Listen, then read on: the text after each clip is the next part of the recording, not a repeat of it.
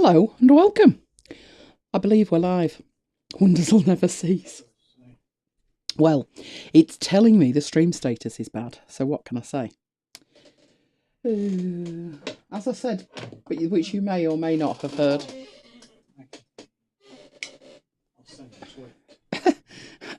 As I was saying, Mike's talking, rabbiting down my ear. I was saying, as you may or may not have heard, I've literally just said this thing will be the death of me. It's telling me that the stream status is bad. 720p stream, bad.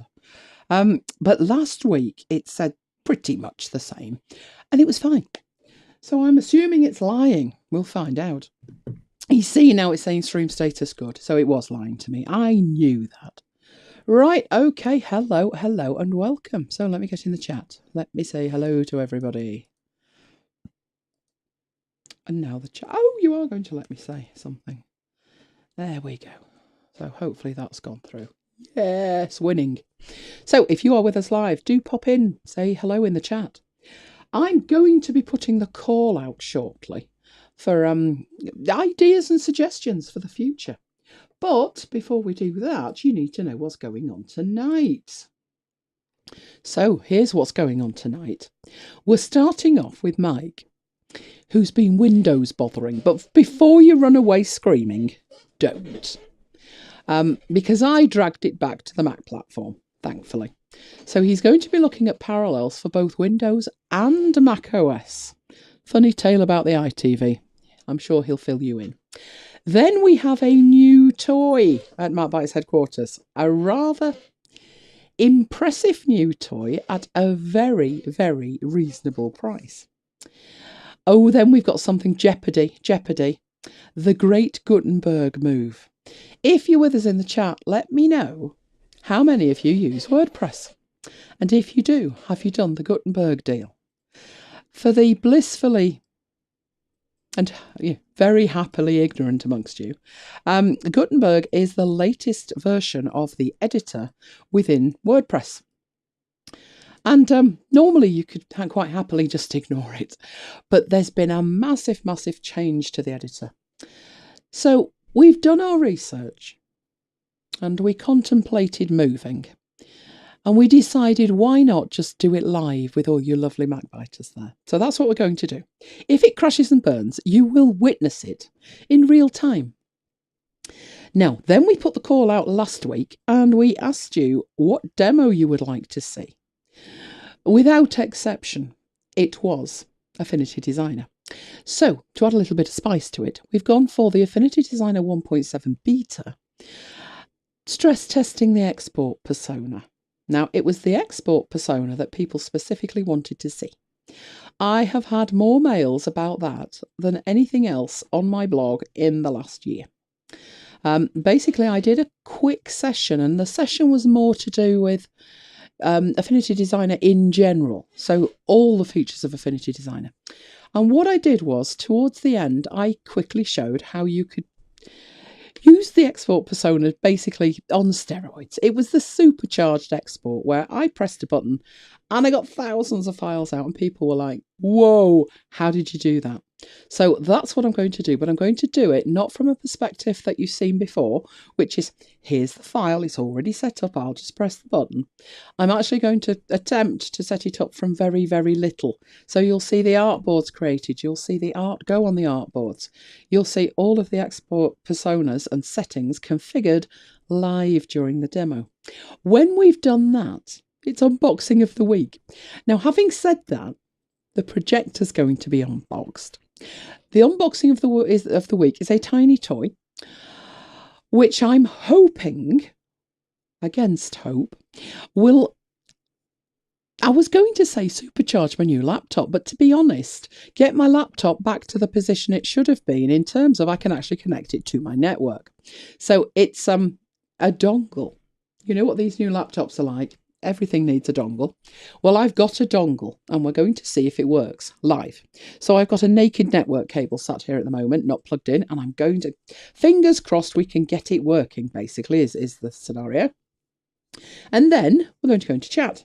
So if you've got any questions, send your questions in now. We're also going to be putting the call out for what you want to see in the future. So that's the idea of what we're going to do. And it's very quiet out there at the moment, isn't it? It is. I know people are there, but they're being very quiet. So if you are there, do say hello. Otherwise, we feel like we're talking to ourselves. Which, We are. Well, we are, Yeah. yes, but that's not the point. That's not the point, is it? We want to be talking to the people who are there. We do. Right, so first off, technical demonstration. Right, we're going to be looking at parallels. That's a bit tricky because we do the session. Spoiled it now. Why? So I was going to say that. Well, you can say that when I finish saying it because I'm going on. I'm talking the technical side. Right, we're on my machine. We're on my Mac. I do have Parallels installed, but all of the virtual machines that Mike wants to show you are on his machine. One thing we could have done was transfer them all across to my machine, and he could have tinkered around in my machine, like that's ever going to happen. So we needed a plan B, and the plan B we've got is we're using Apple Remote Desktop to tunnel through to Mike's machine, so you can see his desktop on my desktop. Confused? You will be. Well, first of all, you are going to need to see it. So I'm going to make sure that you can see my desktop.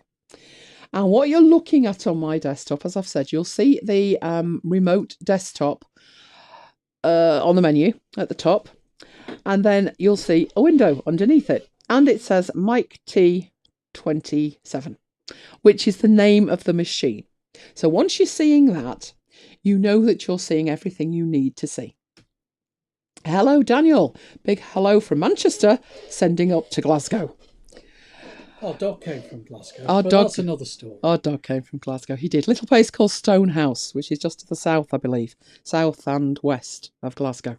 We didn't actually make it into the centre of Glasgow, did we? No, it was Stonehouse, but it was very close to Glasgow. Do you know it, Daniel? We loved our boy, and he was only in Scotland for 7 weeks of his life, his first 7 weeks. But when he heard a Scottish accent on the TV, he swung round like he'd been shot. Every time without exception, didn't he? He did. Bless him. Bless him, he knew a Scottish accent when he heard one. Okay, so I'm going to hand over control of my machine to Mike. Like, that's a good idea. With your keyboard. With my keyboard, though. There we go. Oh, you want the mouse as well? Might need it. Oh, okay then. Right. There you go. Okay. And I'll turn that round to you a little bit. All right. Okay. So what you can see there is Mojave.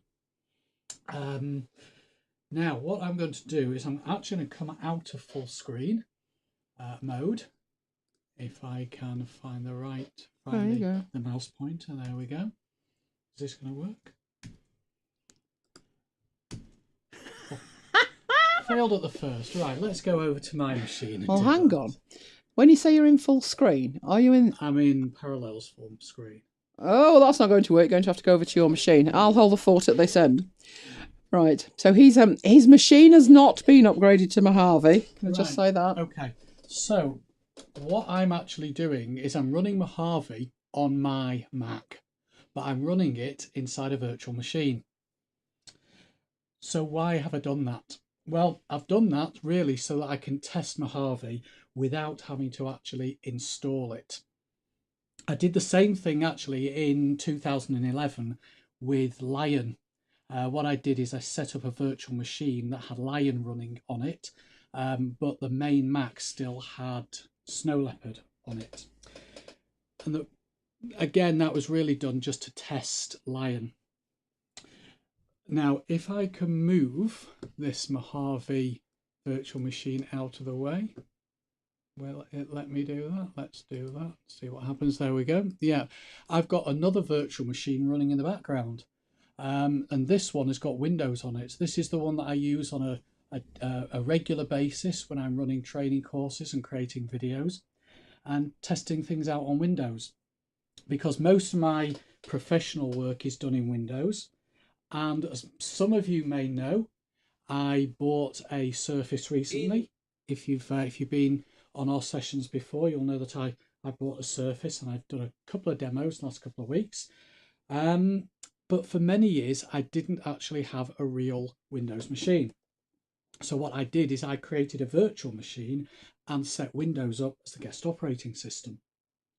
I actually have several Windows-based virtual machines. running different versions of Windows and running different versions of Microsoft Office.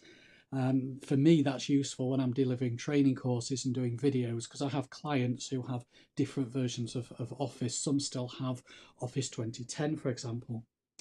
So what you're actually seeing, what I'm using to create and run these virtual machines, is an app called Parallels. And that lets you run any virtual machine on the Mac. There's a similar product you may have heard of called Fusion from VMware. I did actually use Fusion for many years. I actually started with Parallels because when we started, Parallels was the only option. When did Fusion come along? Can you remember? A couple of years later. And we decided to try Fusion out. I don't know whether there's any logic behind that. Was it cheaper, or did we just want to try it? Oh, it was the reason. What was the reason? Oh, Parallels weren't activated, so you could only have it on one machine. Yes, it's either activated or subscription, isn't it? One of the two, which causes us to try different things. And as I say, I stuck with Fusion for many years. But there's been a number of things going on with VMware. They've been laying staff off, which is never a good thing for a company that develops. And they do bring out a new version every year, but I think it's stagnated in terms of features. So I decided to give Parallels another go. Now, in terms of cost, because they brought out a new version, this is version 14 that I'm using. They brought it out in August. It costs £80, but you can actually get, that's a one-off fee, but you can get the good old dreaded subscription for £70 a year.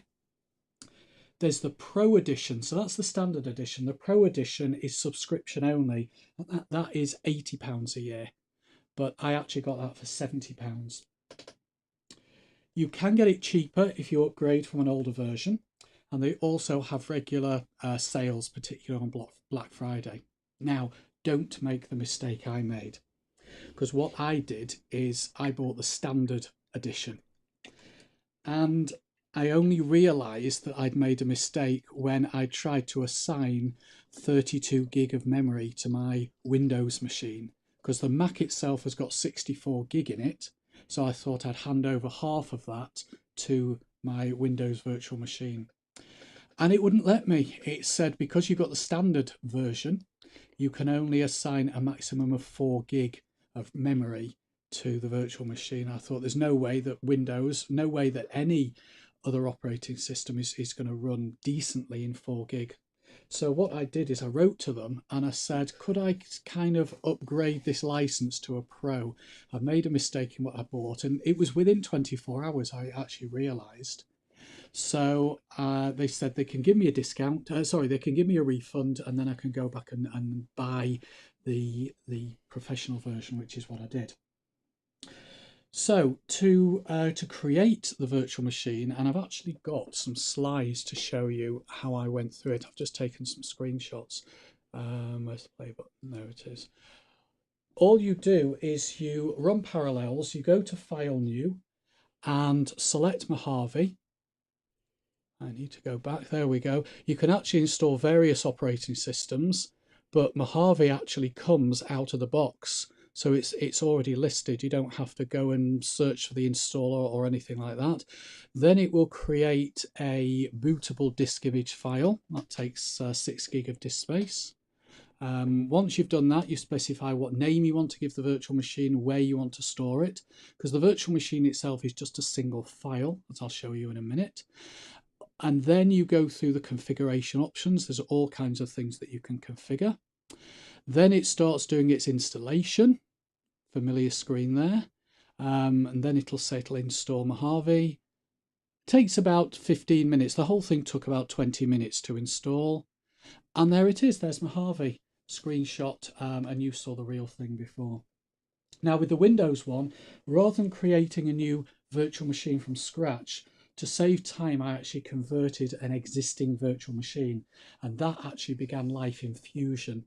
It was actually one of your machines, wasn't it? Yeah. Which you then gave me a copy of.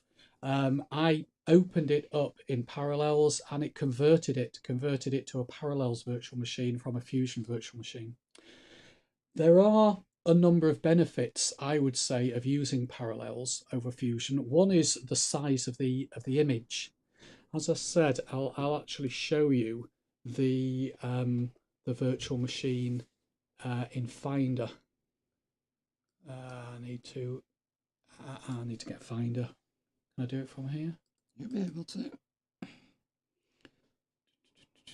What did that just do? Oh, you need to come out of there, don't you? Yeah, come out of that. And then you need to do that. Yeah. Okay. If I go into my Documents folder here and go to my Virtual Machines folder, there's the two files. So they're just single files. So that's my Mojave virtual machine. That is my Windows virtual machine. You can see the size of the files. When I shut the machines down, that file size should go smaller because it's in effect using some extra disk space as memory. But the original virtual machine that was running under Fusion was about 13 gig more than that. So one of the benefits is that you've got smaller files when they are Parallels virtual machines rather than Fusion virtual machines. There's other things I've found as well. I've found that it's faster to run in Parallels than Fusion. I'm not actually one of these people who sits there checking all the stats. What was that thing? iStat menu. So no, I don't have iStat menu or anything like that running. But just a gut feeling that Parallels is faster. And also, one of the other problems that we both used to find was that if you had a file on your desktop in Windows and you wanted to drag it out onto the Mac desktop under Fusion, you'd get to the edge of the Windows desktop and it would just not go any further. And it was very infuriating, and I've never had that problem under Parallels. There's also a whole set of tools. There's about 30 tools. They're called the Parallels Toolbox, and they are primarily for the Mac. It's a set of utilities. You get it free if you take out a subscription to Parallels. It costs you, I think, $20 a year otherwise. But there's all kinds of things. Now, some of these you possibly won't use because there are other things available. But the things like Screenshot Taker, recording your screen with video, grabbing a video from the web, recording audio. But there are some useful things like freeing up memory on your Mac and finding duplicate files to free up space. So those are they're called the Parallels Toolbox. So that was a look at running Windows and running Mojave in a virtual machine. So any questions? Do we have any questions? We have some chat. We have some chat. We're talking. Mojave killed my 2012 MacBook Pro. Yeah. I've got a MacBook Air that I'm not now risking it on. As I said to Paul, it was easier to just buy a new one. There's a good reason for installing it on a virtual machine, Paul. I wonder if it would run any better. On a virtual machine? Yes, because the hardware's virtualised. So the hardware could actually technically be younger than the machine it's running on. So as long as the machine it's running on supports Parallels, true, that would be worth trying. Yeah. Because then you get all the benefits of Parallels. Because the thing is, if it messes up your installation, then you just delete that file. It's just a single file, as I've shown you, and start it again. Can I give them a very naughty reason to have VMs? Go on. Right, what I do with a VM, either a Windows VM or a Mac VM, if I'm testing something, so I've got a trial version of something, honestly, 9 times out of 10, if I'm testing something, it'll be like June or August, and I'll be way, way, way in advance of the sales in November and Christmas. So I'll install the trial and I'll get like a 30-day trial thing, and then the trial will run out.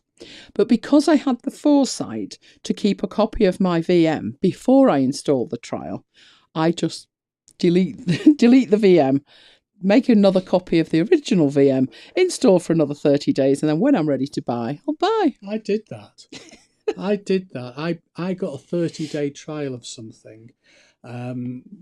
and you said that it would be cheaper on Black Friday, and it was. Unfortunately, the thing I needed, I couldn't wait till Black Friday for, and I couldn't reset the virtual machine because the trial for 30 days was Parallels. Bit of a circular argument. Oh, one thing they need to know about Parallels. I had Parallels from version 1, and I remember it was on my 2006 first gen Intel iMac, 20-inch, and I read about Parallels, I read about what it did, and I thought, there's no way that is going to work. There just is no way that is going to work. But it did. So I had everything from version 1. Have you finished that demo? No. Oh, you're going to do stuff now? No, I'm shutting the machine. I'm showing you how the machines can be shut down. Oh, well, I'll talk while you rattle on about closing machines down and if they go any smaller. So I tried Parallels and I was very, very impressed. I didn't really have much need for it, to be honest, because at that time I still had a physical Windows box. But I was impressed at how it worked and what it could do. Just the fact I could run Windows was like a miracle. So, no, it hasn't gone any smaller. No, it didn't go any smaller for me, but I thought, you know what you're doing, but clearly not. It has done in the past. Yeah. I presumed it got bigger for me because I'd installed an update, and it was maybe that. So anyway, I had version 1. And as other versions came out, I updated to 2 and 3, etc. But as Mike said, I then headed over to Fusion, and Fusion ran better. Basically, you'll get a new version of Fusion or Parallels almost every year. Almost every year. Right, you finish your demo now? Yeah. Right, so what I'm going to do is I'm going to put up the running order, which means when we come on to the next bit, you know what's coming. You know what's coming and what order it's coming in. So next thing's a new toy with video. Right, but at the moment. So what I ended up doing was I was in Parallels. No, I went over to Fusion. And the problem then was when the version of Parallels came out that I wanted to transfer to, the version I had was too old to upgrade from. But be aware. Parallels always have a fantastic deal on Black Friday. Obviously, that was last month. But they usually have a fairly good deal over Christmas and the New Year as well if you want to upgrade. Or get a new one. You take a new license out. But they also do just random special bundles. And I remembered buying something. And I didn't want Parallels. I had no desire for Parallels whatsoever because I was using Fusion. But this Parallels bundle came out and it included Camtasia for Mac, which was £200 on its own. It included a year's premium in Evernote and it included a few other bits and pieces. So I bought this bundle not for Parallels at all. I bought it for the other stuff. And I put the details in 1Password. So when I came to buy my license for Parallels, I actually got it half price. So I think I'm paying £3.30 a month on subscription, which is enough to make Mike cry because he uses it far more than I do, but I'm paying a lot less than he is. But that's why, because I bought this bundle and I didn't buy it for Parallels at all, but it was a Parallels bundle so check what you might have purchased. Always worth putting everything that you buy into 1Password and then you can do a search on it and maybe find something to upgrade from.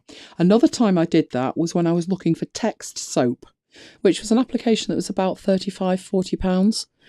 And I don't know what made me check, but I went into 1Password and I did a check and then I discovered I already owned it and I was about to buy it.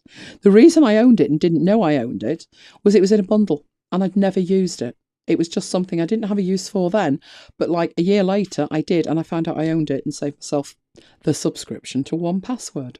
So always check. It's very well worth it. What did you pay? £70? Which was reduced from 80, and I'm paying 35 for the year. So it's always, always, always worth trying. Right, okay then. I've no idea why it's gone up, Mike. I'm going to move you off my screen because now you're just annoying me. But everyone else everyone else is looking at something else, so it's fine. Not a problem. If you've finished dealing with that, I'm going to close the remote desktop and get rid of you. What we're going to do next is we're going to get the video up.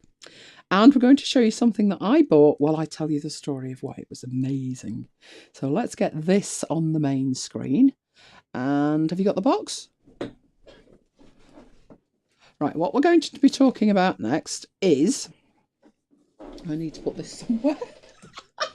Oh, if you could only see what's going on here. So many computers. So many computers running, so many different jobs. Right. Yeah, we'll do that. Should we get some light? Let's get some light on as well, and then let's get the screen on. Right, okay. I'm going to switch to the main screen so you can see what's happening. That's better. Do Mac High still do bundles?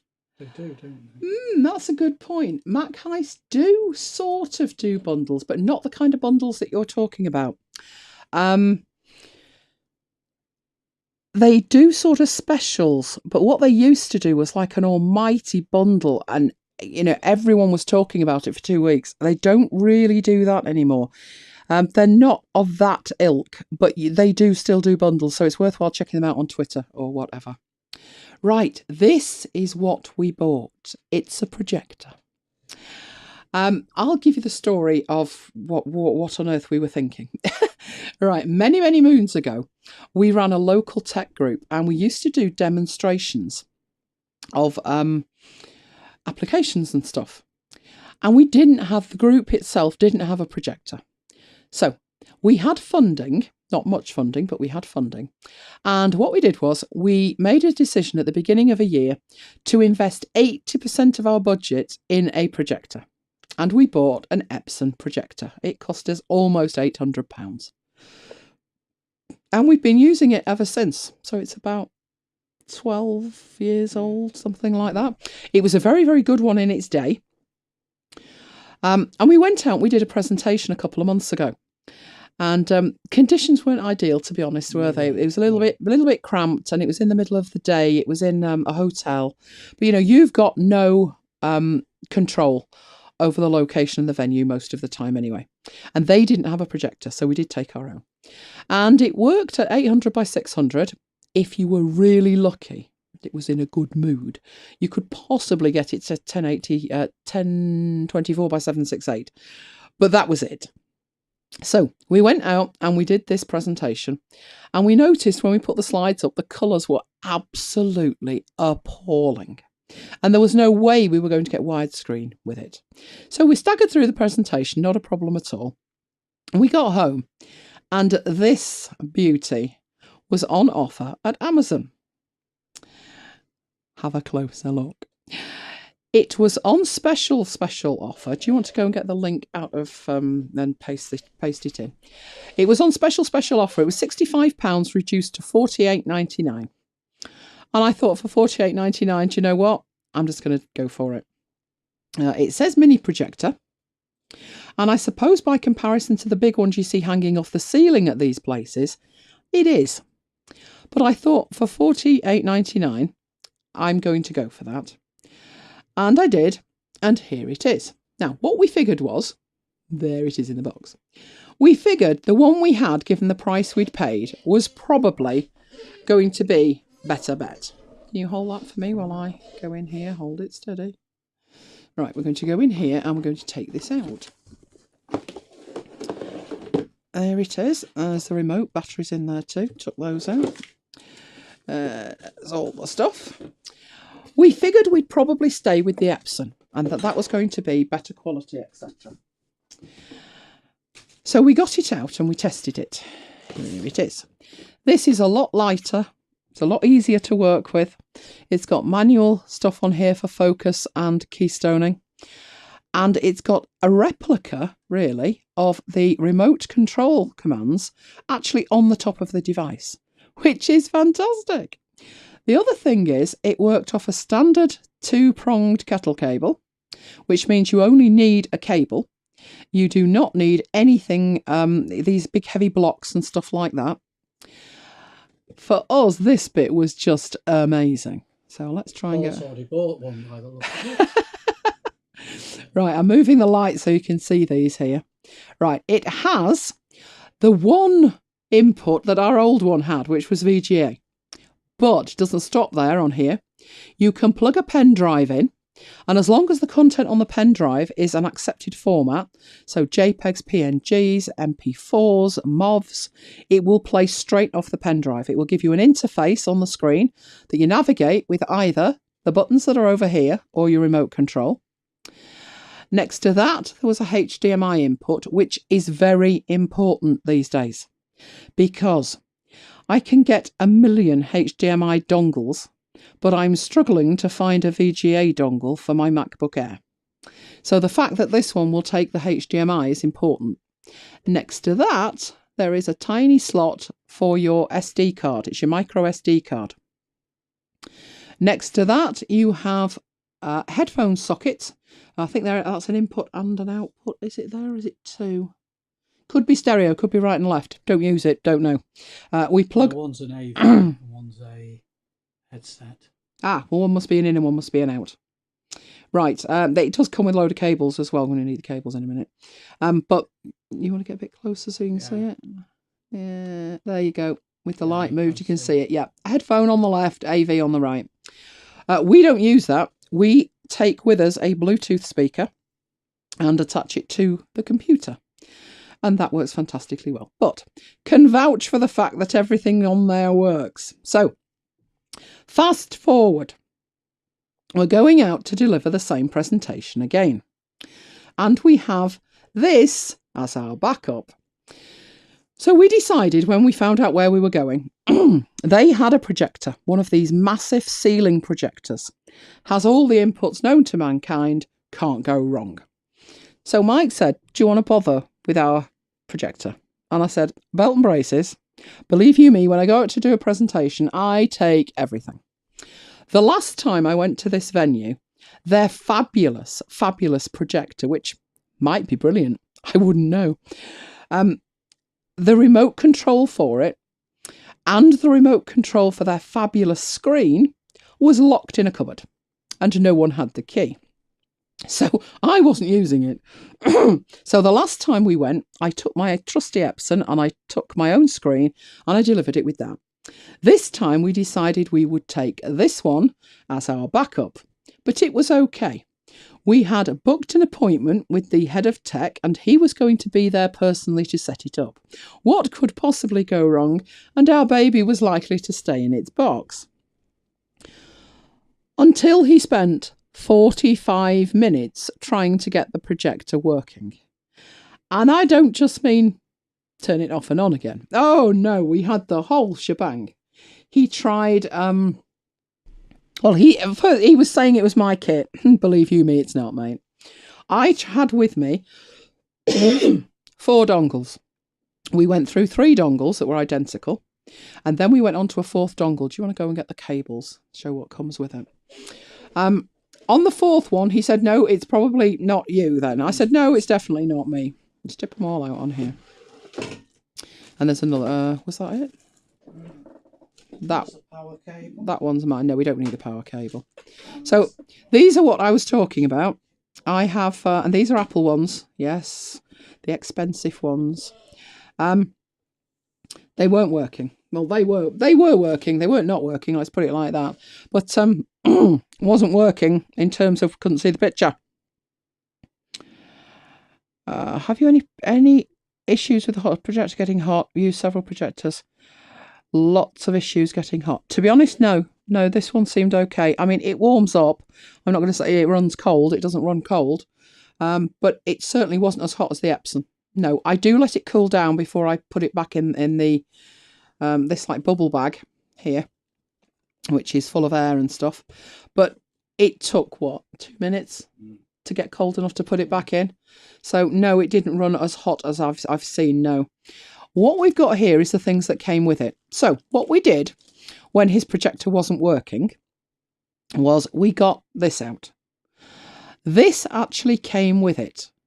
And I've seen these at upwards of £20. This one is, it works with my MacBook Air. So it's got a mini DVI on it. And this end is a VGA and a HDMI. It ships with that. It ships with this, which is a HDMI cable.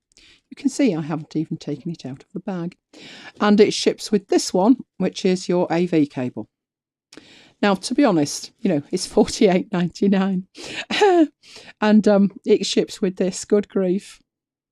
I'm going to try and let you see the label on it there. When you think you're paying separate for that, it's unbelievable. So, with literally 2 minutes to go, I said, please make it stop.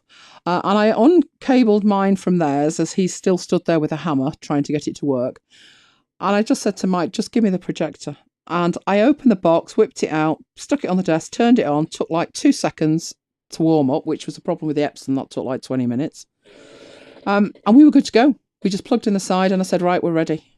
And the guy in charge was like, are you ready yet? Are you ready? I said, yep, we're ready to go. And we literally carried the table to the middle of the room because obviously we had the table at the side because the screen was in the middle of the room. So we had a little bit of room reorganising to do, but this thing totally saved the day. Without that, we wouldn't have had our slides. So we'd had to have given the presentation without. And we had a chat afterwards and said, could we have done that? And I said, I reckon we could. But the jokes wouldn't have been as funny because I've got slides. I'll show you them one day. But I've got slides where there's animations on it, isn't there? I can actually show them the slide next time. I'll leave it completely out of context and you can write in and tell me what you think it was. But I had animation on the slides. Some of it was just showing a mind map. So it started off zoomed in. And as I'm talking, it automatically zooms outwards so they can see the whole mind map. So it wouldn't have been as good without the slides. Now, the other thing with this for me, which is nothing short of amazing, is when I plug my MacBook Air into it, and I do use my old MacBook Air, my 2012 MacBook Air. That's because I haven't got enough dongles for my new one yet. And this dongle that comes with it is a DVI dongle. It's not a USB-C dongle. So you've got to get your dongles right. Well, when I plugged it into my old MacBook Air, and I thought I'll just hold it up and point it at the ceiling, which we're about to do so you can see it.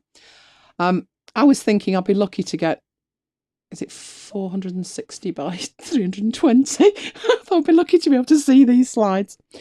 And when I got it up, it was 1280 by 720. And it went to 1920 by 1080. And I'm like, what? So not only was it widescreen, but it was the most amazing pixel depth of widescreen. I'm like, whoa. Because I always design my slides in widescreen to make videos of them. But that means when we go out, we lose the top and bottom. And you end up with the slides smaller than you would actually like. But with this one, it was amazing. So I actually ended up where the projector had a bigger screen in pixels than the laptop I was working on. It was stunning. So I'm going to hand that over to Mike now. And what he's going to do, hopefully, I have no idea what you're plugging it into. I'll just leave you with it. Right, I'll leave you with it as long as you've got everything you need. So we'll carry on looking at the cables here while you set it up. What Mike's going to do is he's going to plug it into his Surface, and this is going to be a bit rough and ready. But hey, that's what the after hours are like. What we're going to do is I'm going to show you. This is my Mac. There's my Mac. I'm going to go over my Mac, and there is the wall above my Mac. And what we're going to do is we're going to project it onto that wall. And hopefully, and I'm pulling back and back and back, hopefully you'll be able to see sort of, get an idea. Let's say it, let's leave it at that. You'll get an idea of what it looks like. It won't be as good as it could be because obviously I've got the Macs on, so the room isn't as dark as it might be, but it's not going to be the quality that you'd get if you spent £1,000. But it's $48.99. And if what you want to do is presentations or anything like that, I've tried it. I've done it for real in anger with 10 seconds notice, and it works. Because one of the things I noticed was, let me try and get this up in a browser so I can show you what it says on the website. Right. Yeah, but you've not plugged it in or anything yet, so give me a second. You're going to need to alter the focus on that. Yeah, we want to see your Surface on it, don't we? Yeah. Right, I'm bringing across the page right now because it's on offer right now. Let me get this video dropped down the page and then you can see it. There it is. It's on offer right now for another 33 minutes. You can see there, I bought it on the 17th of October. But as I went down the page, and tonight I'm thinking I need all the spec to share with you. As I go down the page, down and down, I come on to the detailed product description here. And I then read these notes, which I'll admit I didn't read last time. Note 3, it needs a lightning to HDMI cable. Not a problem. That's if you want to use your iPhone or iPad. Recommended to use the projector in a dark environment. Fair enough. But this top one, I thought, really? Not recommended for PowerPoint, Word, Excel or business presentation. I don't know why. I don't know what they're thinking. I've done it. And it's better than the one I paid 800 quid for. It's a lot younger than the one I paid 800 quid for. But I'm just pointing that out, that note is there. And I think I probably would have let that put me off. But I'm glad I didn't read it. Let's put it like that. I am glad I didn't read it. Because if I had, I'd have missed out on something that's absolutely fantastic. Right. Is that showing your Surface yet? Or are you still... How do you configure the input? You need to press the thing on the top to get the menu, and you need to be able to read it. So you hold that. Let me just get this up so you're looking at something rather than my desktop at the moment. There we go. Right, this will be working in a second when we get it sorted out. So you need, hold that, and let me put the batteries in the remote. That's a good idea, isn't it? And I'll do it from the remote. I took the batteries out while it was in storage. So, hi, Graham. Hello, Graham. Let's put the batteries in it. We're in the middle of tech toys. In the US. Is it not available in the US? That's not good. It's not. Can you not buy off the UK site and they'll ship it? Because you don't have to pay silly things like that and stuff like that. Why is that there? You need to be out of the way. That's better. Right. I need to set. So I'll show you what I'm doing. I'm changing the source here. Or it would be. There's the source. Are you on VGA or HDMI? There we go. All right. Now, you set the zoom on that and everything else. Bear in mind, as I'm showing you this, Mike stood here holding it, so not the best. And the keystoning's a bit off, but if you come this way a bit, don't change the keystoning, just move it. Right, hold that steady. Right, we're going up. We're going up. There you go. We have a picture. Houston, we have a photo. We have a picture. It's a bit rough. Right. It looks fantastic from here. It is pin sharp. Let me see if I can show you just how sharp it is. Let me get up to that text. Yep, you can read that that's Excel. Hold it steady, Mike. You can see at the bottom there's Excel. So I certainly think that's good enough for presentations and demonstrations. I have no idea what they're thinking about with that. To me, that is excellent. The reason it looks a little bit, you can see, well, if you look on the right-hand side, you can see the pattern of the wallpaper. And that's what is possibly making it look less sharp than it is. But trust me on this, it's $48.99. It's amazing. It is really amazing. It enables us to do demonstrations when we're out that before we just would not have been able to do. Like you can't demonstrate Photoshop or Affinity Designer at less than a certain pixel size and the projector wouldn't support it. So I'm glad, very, very, very glad that I tried that. Ignore that line. I have no idea what they're talking about. You can see this live now and there's nothing wrong with that. That looks absolutely fine to me. That's Mike's Surface. So he's attached it with a dongle. And put the VGA cable in it, and that is showing at 1280 by 720, and it's absolutely fine. Shall I show you holding it? There we go. There's you holding it. Whee! So there you go. We haven't got the ceiling bracket yet, but that was the toy that saved our bacon this week. Good point, Paul. There's 12 minutes left on that deal. Right. What I will tell you is though, in terms of the deal on that, you can see that I bought mine in October. That is on offer virtually 3 times a week. So if it's gone off offer by the time you're watching this and you don't want to pay that extra, which is about £17 extra, don't. Just go in and check the Amazon deals. You do know where to go for the Amazon deals every day, people, don't you?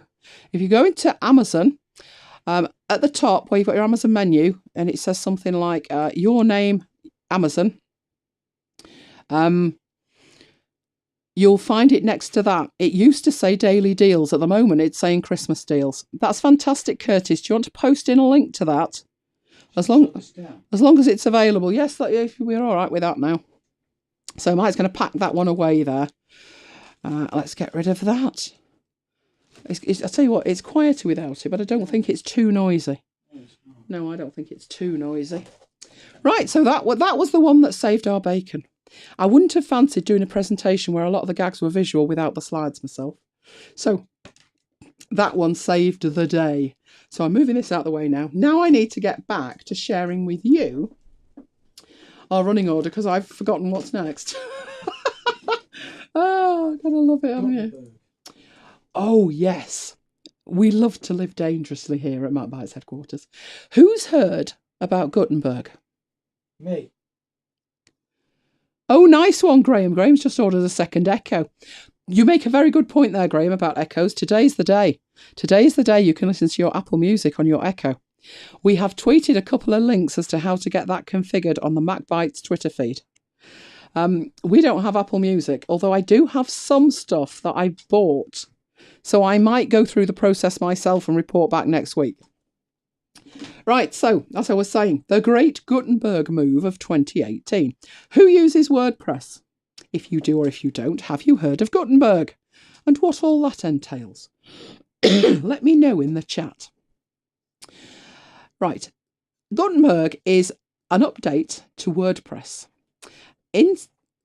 Specifically, it's in relation to the editor in WordPress. So, they want you to upgrade, basically. It was due to come out a couple of weeks ago, and at the very last minute, they pulled it. And I had cleared the day for this, so I could check all my sites and do a load of work. And they pulled it, and I'm like, really? Thanks for that. So what I ended up doing was, I thought, well, I'll just have to leave it until we get a new date. We didn't really get a new date, they just released it. But we put a block on all our sites to make sure that it didn't automatically update, because that's the last thing you want. Curtis is using WordPress. Have you done the Gutenberg thing, Curtis? There's the question. Have you upgraded to Gutenberg? Right, let's do get that on the full screen, and I'm going to show you what it actually looks like now. So what we're going to do, the plan is, I know I'm insane. The plan is I'm going to upgrade 2 of our important sites live with you. If it all goes wrong, you'll witness me sobbing. Right, thank you for that link. That's fantastic. Oh, that's held for review. Hang on. I can see it, but no one else can see it. Let me share that for you. Go on, have a think about it. Show that. Brilliant. Fantastic. Well, I was more circumspect, Curtis. I decided to take things a little bit slowly. Right, so what we're looking at here, what you should be able to see, is my blog, which is in this tab. And we've got the WordPress, the MacBites blog here. And we've got a post. So we've got 3 tabs that we're working with, just to show you what this involves.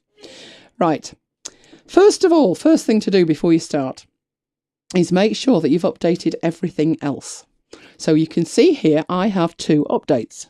One is telling me to update WordPress, and the other is telling me that my theme needs updating. And what you should do is you should update everything else before you update WordPress. So how far wrong can we go? Let's find out. So I'm going to update my theme. Now, if you've not used WordPress, the theme is what the site looks like. It's the colours, it's the layout, it's that kind of thing. It can go a little bit beyond that. But generally speaking, it's what it looks like. Okay, so we've had a success there. It's updated the theme, which leaves me with one update. And the one update it leaves me with is the Gutenberg update, the WordPress 5.0.1. Oh, Paul, that's fantastic. There's no oops about that. It's great. You'll love it. Has Graham bought it? I don't know if Graham's bought it yet. Maybe Graham came in just a little bit late and he's already got a second Echo. So I think Graham may have spent up on Amazon today, but it's all right. I'll get Graham on another occasion. And it's a good job, actually, that you did arrive, Graham, and I didn't show the other stuff first, because I've got some stuff specifically for you at the end. And it's fine, it's free. It's just for you to lust after. You'll see that at the end. Right, so I've updated my theme and I'm ready to update Gutenberg. But if you've never used WordPress, you might think, well, what difference does it make? What's it going to do? So I'm going to show you that when you edit a post in WordPress, this is what it looks like in the back end. So this is the post for MacBites, the last episode, 114. And this here, all this code, I know it looks hideous, doesn't it? But that code is what we put in there, which translates when you actually look at it. So let's go and view the post. It takes all of this code here and it turns it into a nice post. And there's what it looks like. Has the title there, has the title of the show. It also has this block where you can listen to it. And if I press play, it would actually start playing the show. Then you've got the actual contents of the show here. These are a bulleted list. So back in your editor, you can see that an LI tag at the beginning makes it a bulleted list. So that's what it looks like when you're viewing it. But that is what we see. Or it would be if, like us, you use... I don't want all users, do I? No, I don't. I want me. It would be if you use the code view. And this is the key, because this threw us for 4 days, doesn't it? Back in here, you have an option to disable the visual editor when writing.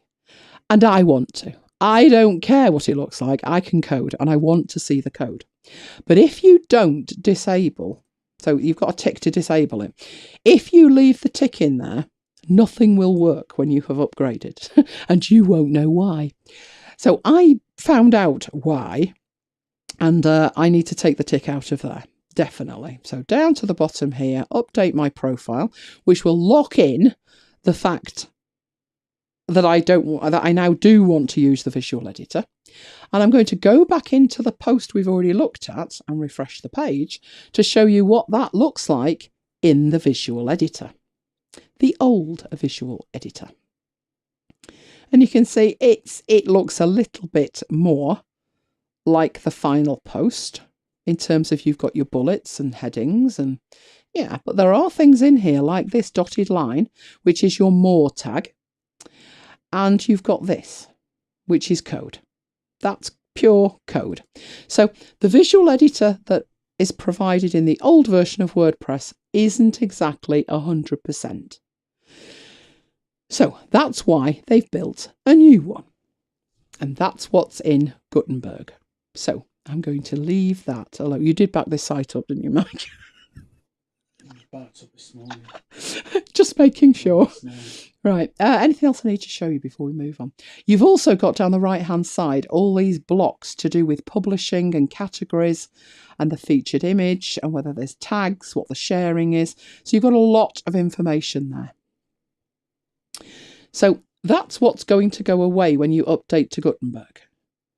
Thing is, will it break on the way? So we've got two sites here. We've got my site, which is my blog. You're not seeing my blog. There's my blog. Come on, you can do this thing. Come on. There we go. There's my blog. So I'm going to update that as well. Now, to edit that page would be a nightmare. That's a page rather than a post. So that's what we're updating. So I'll start with mine, shall I? And if that goes well enough, we'll move on to MacBites. So this is the big moment. I'm actually going to update to Gutenberg here. I do suggest if you're going to do this that you do back up first, several times. But to actually update it is as simple as clicking update now. It goes away. It goes up to WordPress and requests the core. If you can see the URL thing at the top here, it's saying it's requesting the core, and that's how fast it is. It's actually requested it and done it. So I've been updated. This may or may not end well. Right, so this gives you information about Gutenberg and what the changes are. And basically, this is going to be the new editor, and it's very, very visual. And you're going to edit with blocks of content. So you're going to build with content blocks. So there's a video to show you that. And then it gives you a list of all the blocks that you can use to edit. So unlike me, who understands the code behind all of those, your average person doesn't. And to be able to use columns or embed audio or galleries or anything would have been very difficult for them. And the idea of the update is that it's going to be much, much easier. Which it probably is if you haven't got a clue. But if you knew what you were doing before, you're going to be lost, and that's my problem. So it shows you that there is a stunning new default theme. It actually, to me, looks like Medium. If anybody uses Medium, that to me looks like Medium. But the idea is that this is what it looks like on the left when you're viewing it, but on the right, that's what it looks like when you're editing it. So the whole purpose of this has been so the editing experience is as close to the reading experience as they can get. That's the idea. And so it goes on. Now, what you're going to need to ensure is that the theme that you choose to use will work with Gutenberg. Luckily, our theme does. So that's one site updated.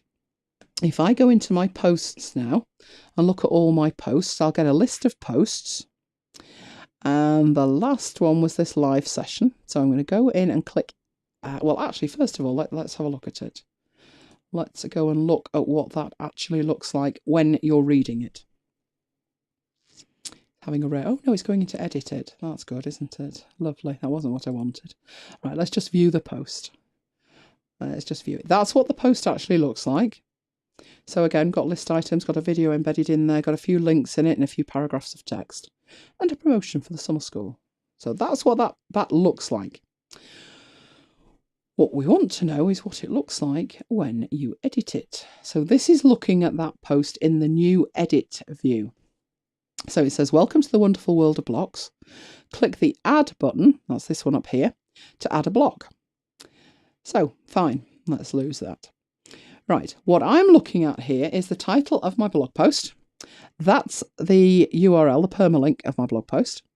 And then the entire content of my blog post has pulled through here into what's called a classic block. So everything in my blog post is just pulled through into that. Now, what you can do, this may or may not be a good idea, we'll find out, is if you wanted to edit that and add some of the new things that you can do in Gutenberg, you can actually click once in it and you have this menu, which is more options. And from the more options, you can actually upgrade an existing post to a Gutenberg post by converting it to blocks. Whether that's a good idea or not remains to be seen. But I'm feeling adventurous, so let's convert it to blocks and see how it manages it. Right, and it's that fast, it's done it. So I now have one block that's a paragraph. It tells me there it's a paragraph. As I move down, that's a paragraph. That's a read more, so it knows about that. Another paragraph. Then I've got a list, and it actually tells me that it's a list. So it converted that. Paragraph, paragraph, some code. And that's because the code that pulls through the YouTube video is actually code. And instead of it, I do not want it to think that that is a paragraph, that's for sure. So it's got a custom HTML block and another custom HTML block. Then it's got a header. And then it's got an image and some more text. So it's actually managed to take an existing one and convert it, and it doesn't look like we've lost anything. But just to be sure that we've not lost anything, I'm going to update it. And I'm going to go to the front end and I'll refresh it. And if I haven't lost anything, it'll work fine. If I have, all bets are off. There'll be tears. No, it's fine. It's fine. There you go. Right. So it's installing Gutenberg and converting a post. But that's all right because it's on my site. Let's do the one you're interested in. Let's do the MacBites one and see if that breaks. Because it worked once. You'll notice this one's telling you to make sure that you've backed up first, etc. And you can do that in whichever way you choose to do it. So let's update this one. I'm going to talk about this on the show, aren't we? We did this live with you guys watching. You are our witnesses to the fact that we did this. So again, it says do core update. Let's not miss that this time at the top in the URL. But it's very, very fast. It's going through everything in there, which is maintenance, and it's done it. So that was fine, wasn't it? Right, let's go in here now. That was the visual editor that we used to have, but now Gutenberg's been installed. If I refresh the page, we should have the Gutenberg editor. It's having a rare old thing. And there it is, episode 114. No, it didn't like that. Failed to load the plugin. What plugin? Are we using that one? No. Oh, good. That's what happens if something isn't supported. No, shortcodes are one of the problems. Shortcodes are these things here. That SC, episode audio player show and show a certain episode of MacBites. But that one is old and it probably hasn't been updated to support. I nearly said Mojave then. Yeah, let's get rid of that, seeing as though it failed to load anyway. So I'll leave Mike to disable that. But everything else is fine. It's loaded in. It's done exactly what it did with my blog. It's loaded all of the content into a classic block. And no posts were harmed in this Gutenberg update. So we've done that. I had already disabled my visual editor, so we can lose that. This is the front end of what that post looks like. So let's refresh that and make sure that it still looks exactly the same. Oh, good. We didn't lose anything. There we go. So we're now all up to date, thankfully. Now, I say thankfully because we have, I think it's about 40 or 50 sites, something like that.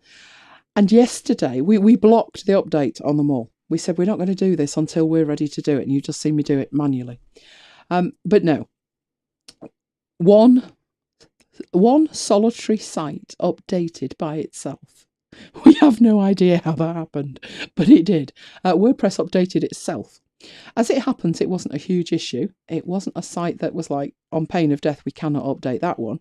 But it did update itself automatically. So you may be in a situation on a hosted WordPress package that happens to you. And if it does, then you've just seen, one, how we did it manually, but two, what to expect. That classic builder view has gone and you're left with this new builder view. Now, I will say, let's have a look at a page. So I'm thinking, which page? Shall we have a look at the Our Story one, Mike? Let's see if that's broken. Shall I sing? Please don't sing yet. Right, there we go. So that's that page. Now, there's a lot going on in that page. As you can see, a lot going on. Things that are automatically calculating, counting up, footers, all kinds of stuff. That's not a post. It's a page. A page is more static than a post. Each show has a post of its own, but the other elements of the site that are more static have pages. So what we have there is a page. Now, if we go in to edit that, so I'm going to go in and edit with the edit page option. It's not going to be pretty, I fear. It should tell me that it's built with something else. There you go. It's saying this layout is built with Divi, and Divi is our theme. So what it's saying is, I know that I didn't write this. You didn't write this in Gutenberg. You used something else. So it gives me the option to edit with the Divi Builder, which is a different kind of editor. So I'm going to click that button. And it's going to have a think about it. There we go. And what it's doing is, with those little bouncing balls in the middle, it's going out to get a preview of it. There it is. It does that twice. I don't know why. And I'm going to start building. And it might even do it a third time. There we go. It's having a rare old thing today. But then it's quite a complicated page. And now this is the view I get when I'm editing. So as I hover over things here, you can see that this is a purple block. Within my purple block, I have the graphic that is this. And if I want to edit any of that, I can click on the module settings and it will give me a little editor that pops up. The beautiful thing with Divi is, and if I want to make that a bigger editor to edit things, I can. But that is coming from my theme. That's not Gutenberg. But as I scroll down, you can see I get all these little pop-up menus, and it's like a drill down effect, really. My content's in the dark one, which is a module inside a row, which is inside a section. But you can see how now the whole editing process is just completely visual. So it's not that horrible code-based thing that I adored. I could write it, but most people couldn't. So most people want to work in this kind of view where they can go in and just edit things here. So should I change something? I really shouldn't. But if I click in here, I could edit this. I can make things bold, italic, underline. I can add links to it. I can make quotes. I can change the colours on the front end just by clicking in it and making changes. So it makes it far, far, far more WYSIWYG. You are still in chat, Paul. I can see you. I can see you putting things in the chat. So yes, you're still there. So we've done the deed. That was what I wanted to do, and do it live, and we did. So it worked. It was fantastic. My word, we did it. So who's now going to do it? Who would be prepared to do that now? So let's go back and have a look at what we are looking at next. Oh, it's Affinity Designer. Where's Curtis? Curtis, it's his favourite. So what I'm going to do, I'm going to get rid of my browser, and I'm going to get up Affinity Designer, and we're going to do the most... 3 sites Gutenberg now. That's 3 sites Gutenberg, no 4. We did end work. That was the test, wasn't it? They're all fine. They're not calm. They're not broken yet. Mike's getting the champagne out here. Right. Let me just get this. Could you hold that and find the power so it doesn't die on us? Otherwise, we're not going to be able to control it. There it is. There it is. Fine. Fantastic. Right, so what we're going to do... This is my job for the night. Yes, just sit there with that. Curtis is there. Excellent. Right, what I'm going to do is get Affinity Designer up. Designer. In fact, I'm going to get the beta up. So let's get my Mac shared again with you. Where did that go? That's not Affinity Designer beta. You're lying to me. That's not the beta. Right, Designer. Beta. That's better. There it is. Okay. Now, I promised here that what I would do is start as far from scratch as I possibly could and show you the advanced things in the export persona. How does that sound? That sound like a good plan? If you've no idea what I'm talking about, hopefully you will at the end, and you'll agree with me, it's absolutely stunning. First thing I'm going to do is take you through exactly what you're looking at here. I have 3 items in here. So let me just turn off the whole lot. What you're looking at there is what you'd see if I said File New, and I said 1280 by 720, and I clicked OK. That is what you get. Okay. So we're at that point, but we're at that point in this file. Then I added a background, and I did that literally just by drawing that full size and putting a gradient on it. So I went like that, but obviously with the right colour. So that created the background. There it is. Then I have a graphic of the wolf howling at the moon. And that is just a vector graphic that I've placed over the top of the background.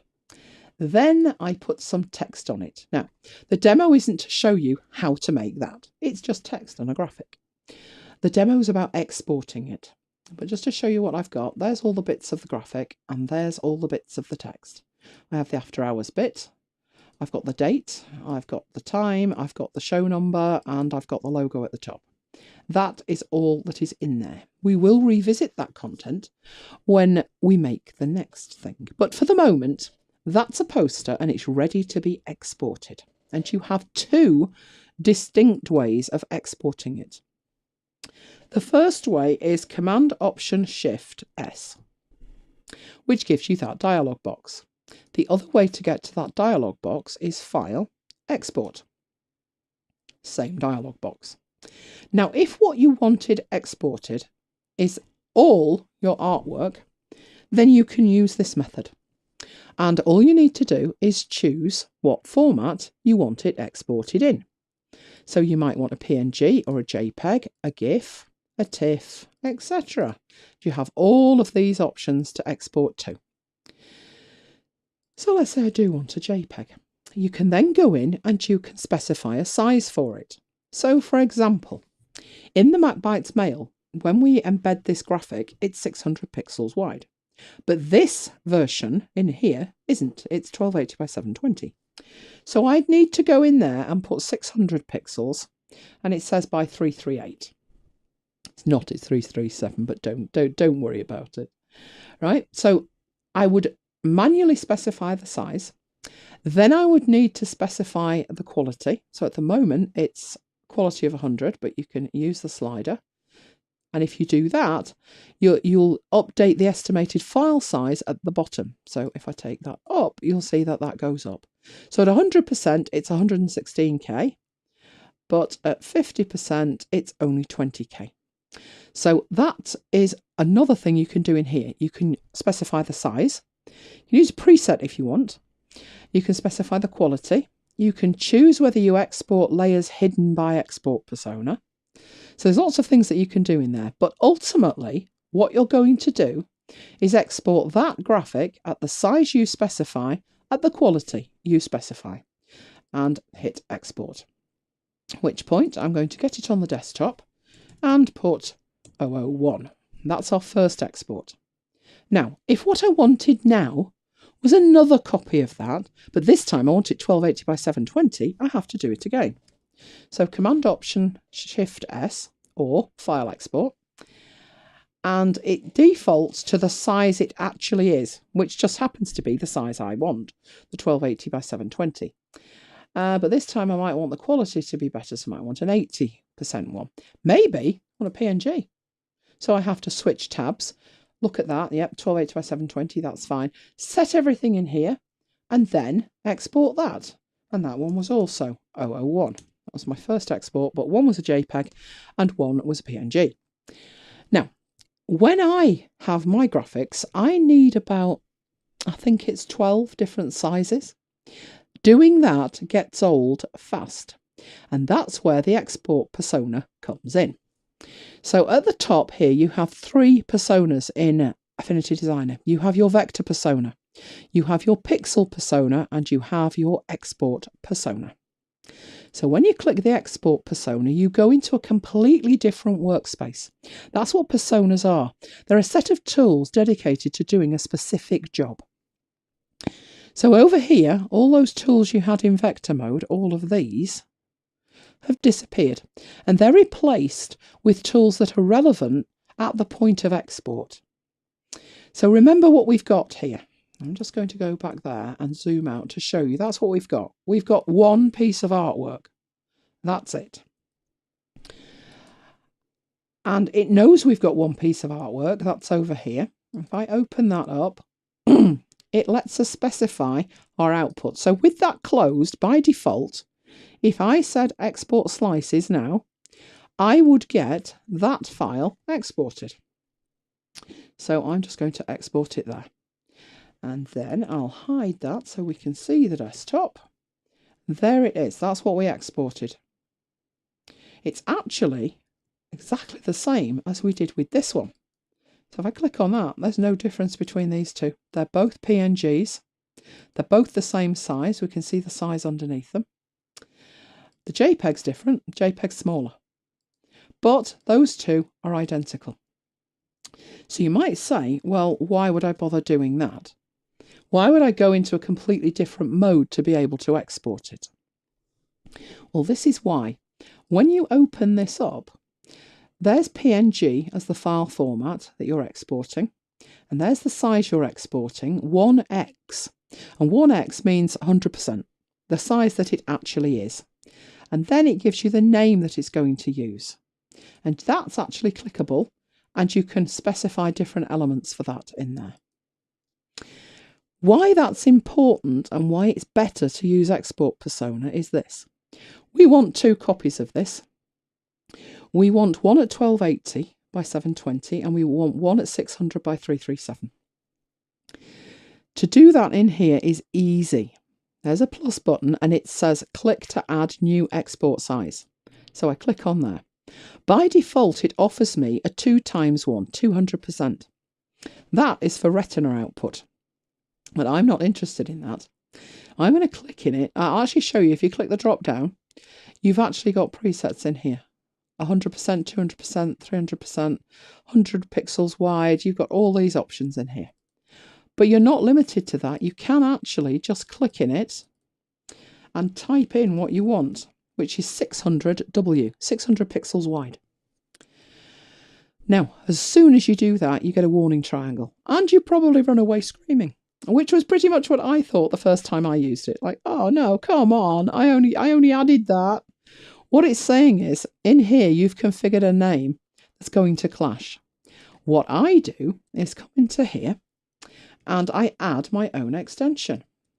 And what I do is that. So I put the size on manually and click done. As soon as I do, it thinks, okay, that's fine. That's now no longer clashing with this one. So I'm not going to worry about it anymore. But what I would do is also do that. And then I know exactly what I'm getting. So this is when the export persona starts to come into its own. Now, if I hover down at the bottom, it's saying click to export all checked slices, which is this one. And I'm going to, I can't rename this here, but what I'll do is I'll make a new folder and I'll make that 002 and export to it. Then I'll hide it and we'll go and have a look what we get in 2. And what we get is exactly what we want. It's a PNG that's 600 pixels wide and another one that's 1280, but we only ran the export once. That's the power of it. Or at least it's half the power of it. It gets even better though. Right, so that's the basics of why you would use the export persona, but it does get a lot better. Right, another thing you can do in here, you've got the plus at the bottom, which allows you to create a new export size. But there's another plus below that, and that allows you to add a whole new export format. So I'm going to click that, and you can see, well, it's added another PNG. Well, that's the default. That's what it does. But every time I make a poster, I actually want a PDF version for print. And you've got all of these options to choose from. So I'm going for a PDF for print. That's all I need to do with it. Now, if I click export here, I'm going to get all 3. So I'm going back up to my desktop and I'm going to make a new folder. I'm putting 003 because it's our 3rd export. So export to that, go and have a look on the desktop. There's folder 3. And there's 3 items in it. There's our original. Here we go. The 600 pixels, the 1280, and now we have a PDF as well. So we've managed 2 different file formats, and within one of those file formats, 2 different sizes. Hopefully you're now beginning to see why the export persona absolutely rocks your socks off. It's amazing. It gets even better though. I know it's hard to believe, but honestly it does. What I'm going to do at this stage is I'm going to add another one, and I'm going to make a JPEG of best quality. We'll have 1280 by 720, but we'll also have one that's twice the size. That's what we'll do, and that should be fine. This time if I export, it's going to be 1, 2, 3, 4, 5 copies of that. So that's good as far as it goes. But now I'm trying to think of the best way to explain this, because I think of it in terms of being 3D. I'm going to go back to my Affinity Designer draw view. Right. And in my draw view, I've only got this one area. So remember when I zoomed out, and to do that, I'm holding the Option key down and using my finger on the mouse. I've only got one area that I'm concerned with. But, and I'm just going to save this. Let's save this as demo. Today's date. That'll be good, won't it? Right, just in case it crashes, it is a beta. Right, what I actually do in reality is this. I have more than one poster. I have 3 posters of different sizes, and I have a running order over on the right hand side. That is my real file. So if we compare that to this, I've got nowhere in here to put the extra elements. So how do we get to that from here? Because when we're in here and I export, magic happens. Let me show you what that looks like. I go into my export persona, and each of these areas, which are called artboards, so there's 4 of them, is included in my export. But inside each of the areas is a whole range of outputs. In PNG, in PDF, in JPEG. There's hundreds of them. There's the square one. That's only got 1. Could have more than that. And there's the featured one in 2 formats. So that one's really complicated. How on earth do you do that from nothing? Right, let me go back to my different view and get my demo file. Now, I can see a question about CMYK. You set up the colour space when you set up the file. So I'd already done that bit. It's relatively straightforward though. File new and then set up your preferences in there. So hopefully that should deal with what you need to do. Right, so in here, how do we make this file capable of doing what the other file can do? Now, when I've done this demo before, I've shown people how to export all of that, but I have never shown how to actually create it from nothing, and that's what I'm going to do now. Right, in this file, I said file new. That was it. It gave me a working area of the size I specified. So file new. Whatever size I specified in this drop-down was what I got. I did not tick the box to create an artboard, which you could be forgiven for missing anyway, or you might not know what an artboard is, and you might couldn't care even less maybe. So I didn't do that, and I don't have an artboard. But I can retrospectively fix that and move forward. So what I'm going to do is use the artboard tool, which is the first one under the move tool, and you move up to the top. Now, you could draw an artboard. I could attempt to draw around there, and I actually would be able to do it because I have snapping turned on. But let's do it the lazy way. Move up to the size drop down, and you can choose a size if you want, or you can use the selection, or you can use the document. I'm leaving that set to document because it is the entire document as it stands at the moment that I want to create an artboard for. So insert artboard. It's that simple. What that does practically in your file, you'll notice that the background is now much lighter than it was before. And it says there, artboard 1. So it has actually added something. And over in your layers panel, you'll see that it says artboard 1, and you have to open up the contents of your artboard so you can see the content within it. The text, the wolf, and the background. And this is artboard 1. And what I did with that, I think that was the poster, and I think I actually just called it poster. So I'll do that, poster. Now, the reason that you bother to create an artboard is to create a discrete space into which you can put content. So let's have a look at the other file. It now should make more sense. I didn't call it poster, I called it 16:9 up there because it is a 16:9 ratio. But that is one artboard. That running order is another artboard. My featured image is a third artboard, and the square one is a fourth artboard. So that's what we need in here. And there's a few ways to do that.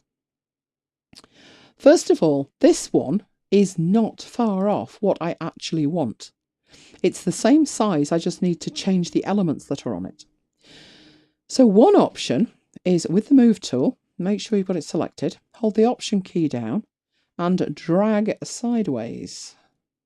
And if I do that and drop it, I get a copy of it. There's my artboard.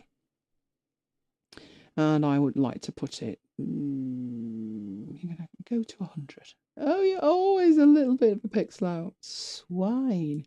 But I would line it up like that. Best way to probably do that is to go in there and put 1380 for the X point, which will move it back. So now I have my second artboard, but at the moment they're both called the same. They're both called poster. And I actually want this one. This one is my running order. So I changed the name of the artboard. And then I make the changes to the content. So I think in the last one, it said after hours and then there was just some text. So I'm going to copy that text. It's just easier. Get rid of the number. Get rid of the date and the time. And then paste in that. So I think that's as near as we'll get. It looks like that. So now I have these two artboards. If I go into my export persona, you can see I've got two discrete areas. And over here, I've got my background. I have running order and I have poster. Why do I have three? We've only got two. Why do I have three? That's because the artboards are new. When we did that first export, there was no background. No, there was no artboards. There was no running order artboard and there was no poster artboard. So when I open the background, it's got all the settings in that we put in there. And if you look at the thumbnail for the poster is the poster. The thumbnail for running order is the running order. And the thumbnail for background is both of them. Right, what I'll do is I'll export as a PNG to the desktop. Yep, that'll work. Just take that out and just show you what that would actually give you. It gives you the entirety of your design. It disregards the artboards and it just exports the whole lot. Maybe for an overview that will be useful, but for separate posters it's completely useless. So we'll ignore that one and we'll go back into a designer and we'll fix it. Right, what we'll do is I'm going to fold up that. If I want to export this at the bottom, so it just exports everything all at once, which is the fastest way to work, take the tick out of background at the top. And now it says export slices 2. And it will not export that overview that's got everything in it. It will export discrete individual elements. Let's have a look at that. What number were we up to? Oh, 4. Let's make folder 4 our fourth export and export that. And let's have a look what we get. Well, we get our poster and we get our running order. There they both are. And there isn't that merged one. But you'll notice that we only got one copy of each. That's a problem, because when we did the export before, was it this one? We had all the different sizes we'd created. So what happened there? Well, what happened was when we created those sizes, we created them in here. There's 2 PNGs, there's a PDF and 2 JPEGs. But they're in there. When I open up the others, there's only the default single PNG. This could be a problem because it would take you a while to work out what you wanted, what file formats they were. Oh no, this is a nightmare. So I'll just show you that that's the problem. That's the problem. That's not what you really want to do. You're quite right, Charles. It's brilliant if you want to send an overview. And you could use it in a presentation as well if you wanted to do like a heads down, a sort of a camera pointing downwards at a desktop with your layout on it. So yes, it's brilliant for that. But in here, this is a pain because I've now got to go through and create all of this lot. Or do I? There's a thought. No, you don't. If you select the artboard or background, doesn't matter which, so you've got that one on 2 artboards, and you can see there's a different symbol.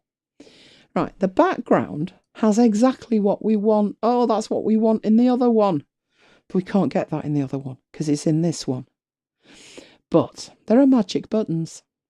Copy export setup to clipboard. replace export setup from clipboard, or add export format from clipboard. They are magic beans. So I'm going to use the first one to copy the export setup to the clipboard. Fold that up. But in our running order, we've only got the PNG, we've only got the one. But we don't need that. What we want is what we've got on the background. So if we just paste them in and replace it, boom. I'm just going to be quiet and let that settle in. If you've never seen that before, just think of the possibility. Wow. So let's fold that up. Let's go on to poster. Same principle, still on the clipboard, paste. Boom. You're done. I'm going to try something insane now, so just let me save the file first. I've never actually tried this, but hey, why not? If we go back into my finished file, into my 16.9, and we go into the export persona, I told you, look at this. I need these files in lots and lots and lots of different sizes. Could we possibly copy between files? There's an idea. This is a beta. If it crashes and burns. Right, copy. And go into the other file. We're on poster. That'll do. Replace. Boom. So from one file to another as well. Believe you me, when I make a poster, I never, ever, ever set that up by hand. I'd be there all week. So let's go into the running order and paste over the top of that as well. Fabulous. Working well, this, isn't it? You'll notice in here now, I've got an error. Oh dear. Right, it's to do with duplicate paths and names and things. So these names here are the same, and that's what it's complaining about. I could go in and sort that out, couldn't I? Why aren't you doing that? What you would need to do is put something unique at the beginning. So that one is... Are you running order? No, you're poster. So you'd need to do that. What I do to make sure that that's okay is I put that on first. So I don't really have to do all of this. What I want to do is put the slice name in it. And that would solve the problem. Why aren't you putting that in? I want you at the beginning. That's better. So done properly, that would absolutely work there. No problem. Right, so we've done that. Next thing to do. Let's go back in there at this. Yep, we had 2 more posters at the bottom and they're different sizes. So we need to go back to vector persona and we need to put in there the extra artboards. Now, I've got nothing to draw around for this one because there's nothing there. But I know it's 795 by 500. But I don't care. I'm just going to randomly drag and drop that on. Down here, you can size that just in the same way you would size anything else. 795 by 500. And that one is my featured image. And if you're wondering where that's in use, it's in my blog. So we now have an artboard for my featured image that I'll put at the bottom. And the other one was square. So let's say that one is 600 by 600. And there is my square one, and I'll call that square. Now, obviously, we need some content on there. And what I do, it's very straightforward. I obviously need the background. So I'm going to copy the background, go on there and paste it in. Just scale that so it fits. Paste it on there, scale it so it fits. Go and get the wolf. He's going to be huge, isn't he? Far too big, so we'll scale him to fit. That's possibly a bit small, but you get the idea. And obviously I'd just copy and paste the text and make that smaller as well. So something like that. I would spend more time, obviously, and get things in the right place, but never mind. Let's put the text in there. Put that up there. Go and get the wolf. And paste the wolf in. And there he is. So I've got 4 artboards. When I go into my export persona, there they are. That one's annoying me. It shouldn't do that. Let me see if I can just copy it from there and paste them on there. Will that work? Yeah, you're still complaining. Swine. Probably because I copied it out of a different file. I would imagine that is what my problem is. Because I don't think in the other file they're named. But what I'll do in here, there's my standard PNG. That one's square, so that one's going to output at 600 by 600. I am going to have a 1200 by 1200, but I also want a 720 by 720. So I'll put in 720. It doesn't like that one, does it? So I'm going to go in there and fix that. Again, it's looking for a suffix, and it means the scale. It means times 2 times 3. But in here, I need to know what that is. What did I just say that was? 720. So I'm going to put in 720, and that will solve my problem. There we go. That's that fixed. And the last one is my featured image down here. And in there, I've got that at 795 by 500. That's the only size I want it, but I might want it in a different format.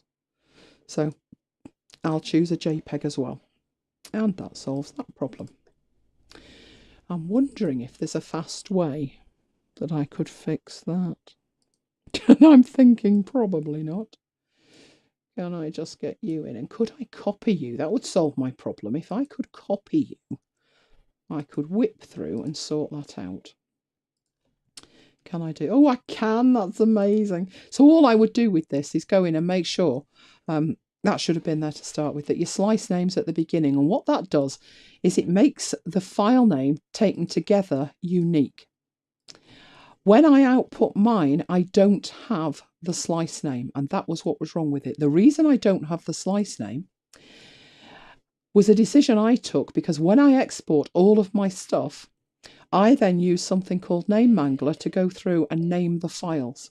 And that way I don't have to delete anything first. So that's why I had chosen not to put the slice name in. Then I was hoisted by my own petard in the demonstration because I wanted to apply the same export settings to 2 areas instead of 1. Don't do that again, woman. But you can see it's relatively straightforward to fix. And once you've done it, it's fine. If I'd have copied that one the first time round, we'd have been fine. So I am just going to go through here. While I'm doing this, if you've got any questions about this, put them in.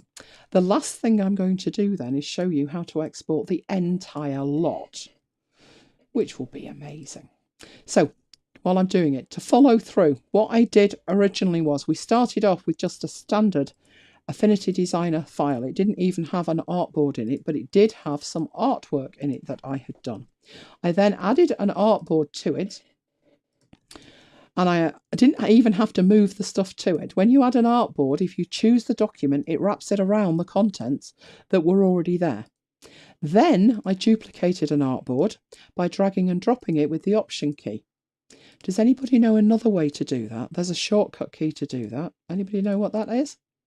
It is the standard shortcut key in Affinity Designer to duplicate something. It could be a layer, it could be an artboard, it's anything that's in the layers panel. And it's the same shortcut in Affinity Photo, and I do believe Photoshop. So does anybody know what that is? I'll give you a little bit of time to think about that. Fabulous! Right, that'll work. So that one there has got the names in it. They're all ready to go. All of them are all ready to go. Let me go back and show you that other option for duplicating content. So in my layers, whatever I have selected in my layers, so it could be the background or the wolf. If I use Command and J, it makes a copy. So I've now got 2 wolves. Turn off the bottom wolf or move the top wolf. There he is. I've got 2 wolves. And that works, including, so let's have running order there. Noisy poster. I'm not sure which one I did. Right, we'll do that. Command and J. And I've got 2 of them. Doesn't look like I've got 2 of them because they're sat right on top of one another. If I pull that away, I have got another one. So that's just another way to create a copy. Excellent, Graham. You got it. Okay, so very, very simple to do that. With this, I'm just going to put running order 2 and go back into my export. Now you see what's happened with running order. Running order has got this error again, telling me that there's a problem. I've done this deliberately to prove to you that this works, which is poster's not complaining, is it? That's because poster's going to be called poster. But I didn't type in the word poster. I told it to use a variable, the slice name. So I'm going to copy that Oh, now they've all gone mental. Hang on, that's not what I wanted to do. I wanted to copy it. That's it. And I wanted to paste those, replace everything in there. And that takes care of it. So it was the way I defined it. It isn't an error in here. It's the way I defined it that was the problem. So now it'll export all of them. So we've actually got 5 in here now.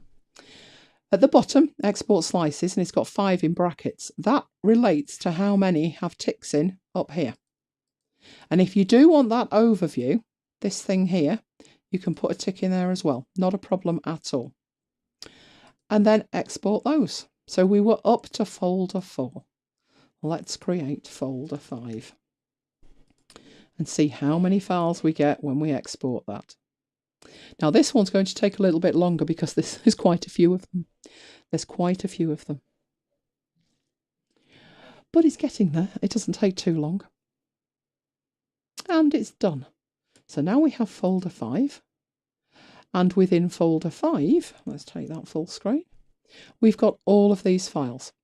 These ones here are how I have mine named. So you'll see here that there is no name at the beginning. That's just my preference.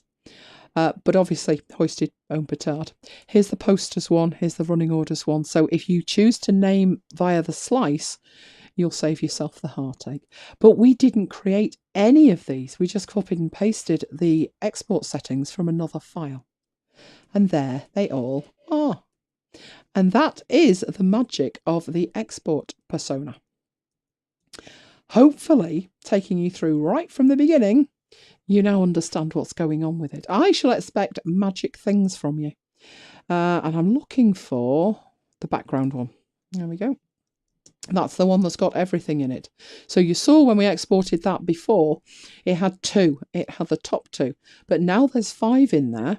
It exports all 5. So you can have that overview if you want it.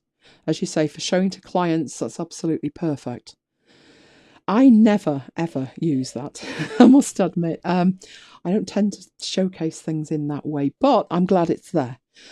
It could be handy to do an export and then have that right at the top. What I'd probably do with that, if I was going to do it, is I'd rename that file to have a lot of underscores at the front. And that would push it up in an alphabetical sort to the top of the folder, which means when I went into it, I could just go, and then we'd see an overview of it. Right, Charles, does the iOS version, can that do it too? That was the demonstration I did.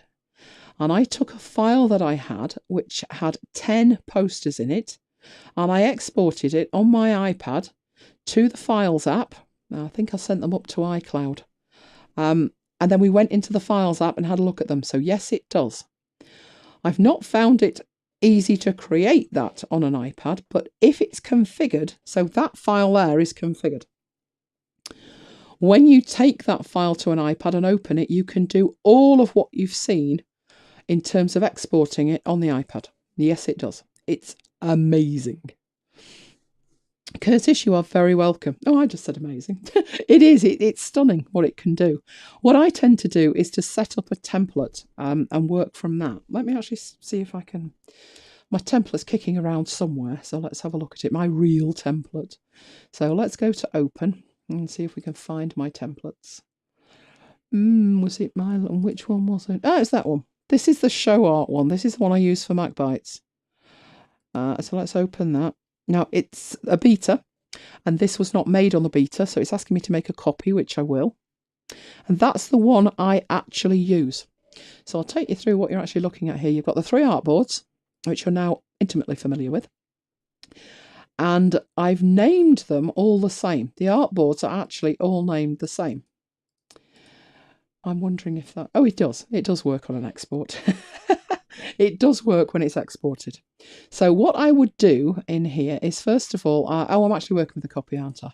It made a copy, so I can do what I like. So the next show will be 115. Might even be this year, you never know. Right, and what I then do is click on the other ones and paste that in. So when I come to my export, and obviously they're not the best posters I've ever seen, but I would design them, and then I would go into my export persona, And I can see them all here. Now, one question you might have is, why is that not complaining? Because all three are named the same. So surely when we come to the export, there's going to be clashes. Well, the reason there isn't going to be clashes is because they're all different sizes. The one on the right's the square one. The top one is a 16:9 ratio, and the bottom one is a 795 by 500. So if we look at what we've got in terms of export, none of them clash. They are not going to clash at all. There's my custom exports over there. And like I said, it's not going to be the best poster I've ever seen, but if I click export and I go to my desktop and I create a folder, go up to number 6 and export that there. Did that export? Did you do that? Let's have a look. Desktop number 6. And there they are. They're all grey squares, but it's that simple. All of that is in my template. I don't ever set that up again. I went in and I did it once, and then we talked last week about the fact that there isn't really a proper template feature here. You have presets, you can say File New, and you have groups of presets, including the new presets preset, if you're with me. And you can have starting points, so I could make a square one, 600 pixel square, and create an artboard. But what that doesn't give me is custom palettes, it doesn't give me export settings, it doesn't give me anything else. So I hardly ever bother doing that. I would close that down, and I work with these files here, particularly ones like that I've built in extra things too, including the export settings. So all I'd have to do with that is design a poster, click export, and I'm done. Everything else is done. The only thing I needed to do was to open it, make a copy of it. So basically duplicate the file, change the artboard names, and click export. And that's it. I'm done. That's why I would dearly, dearly love proper templates in Affinity Designer Beta. Well, Affinity Designer. But that's not there yet. So what I do is try and remember. That's why they're in a folder called templates. You don't edit the original woman. Which I have done on more than one occasion. But I am trying to remember not to do that. What I did in the end was, lest I hoist myself by this petard I keep seeming to do, was I duplicated the things. I don't know if I left them in the same place. Let's have a look. This is just a workflow thing, really. Affinity Designer, templates. I must have put them somewhere else. But what I would do, this is my show art templates, and this is my MacBites live templates. What's this one? This is my live sessions one. Yep, so that one as well. So basically, these are my templates. So what I do with them is I open them and I save them under a different name. But because I keep forgetting, if you compress those as well, you can always undo yourself, undo your own idiocy. So I make an archive of them at a certain point, and then if I do forget and I'm cursing, I just go into my zip and I restore it that way. Or you could do them individually. I tended to do them in a lump sum. So that was today's Affinity Designer thing. I know that was fairly long, wasn't it? Mm. Yes, but it so many people ask that question, and I generally show it from the we've already created the artboard's perspective. But today, no, did the whole thing. So you saw that all the way through from soup to nuts. So hopefully that was useful. So let's get back to our running order. What was next on our running order? I think I had a toy. I had an unboxing toy. I wonder if this is dead yet. No, I think it's alive. Right, that should be all right without. Put it on your desk. All right. I have a tiny, tiny, tiny toy. Let's see my tiny, tiny toy. Yes. Right, my tiny toy. Today's a little unboxing, because we had a big unboxing. We had a big unboxing, didn't we? As you can tell, I've got a very sore throat. Right, let's lose all of this and get the video back. Where did the video go? Not that video, the video from here. Oh. Don't tell me our server crashed. Oh, I think it must have stopped. Oh, don't do that. Right, we need to get back the videos. Oh, there it is. Hang on, where did that go? Yeah. Where's it disappeared to?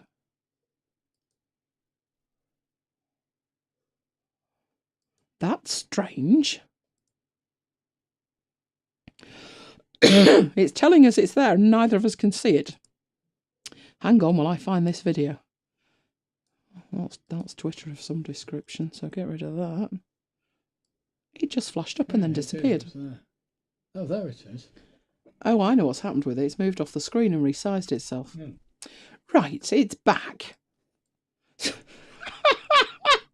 Oh, I love this. Love this. Right, let's get it bigger on the screen so you can see it. This could be a disaster. There's a toy. Right, this is a small toy. It's my first USB-C dongle. Oh, joy. And this is the laptop it's going to go on, hopefully. So let's get rid of that on there. Well, that will be a bit meta, won't it? Right, let's lose that. Oh, that's not enabled yet. Okay, so what it is, it's a single dongle, single-purpose dongle. It's just Ethernet. Rationale for this was, I was finding things quite slow via the Wi-Fi. Don't know why. I thought it was overly slow. So I got one of these things. Now, I got it cheap. It's not an Apple one, as you can see. I have no idea if it will work with this or not. There are rumours that not all these things, which should be standard, because that's a USB-C, and that is an RJ45, that while these might work on 2015 and 2016 MacBook Pros, they may or may not work on 2018 MacBook Pros, and particularly 2018 MacBook Airs, which is what this is, MacBook Air.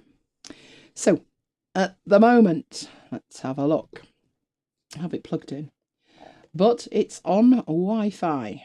There is the Wi-Fi.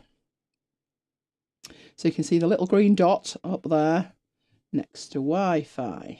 Right, so what I'm going to do is turn that off. So turn the Wi-Fi off. So what that looks like is that. Let's see if you can see it. So everything is off. We have no network connection. This is quite worrying, isn't it? Right, now what I'm going to do with this is I've got these two slots down here. As you know, there's only two. So one is plugged into power. You can't even see the other one, can you? It's there. Honestly, there it is. It's there. Right, oh, there. So first thing I'm going to do is plug that in there. It didn't come with a driver or anything else either. Well, good news, it didn't explode. And I have a trusty network cable here. So what I really want to see is that I put that in there. Should get that lovely click. It's in.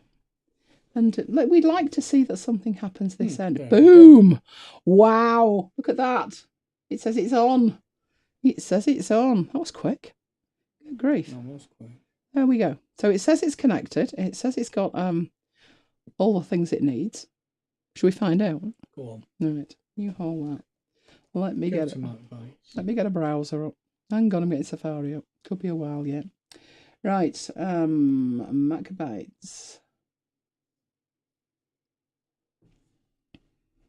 Oh, I see a blue line at the top.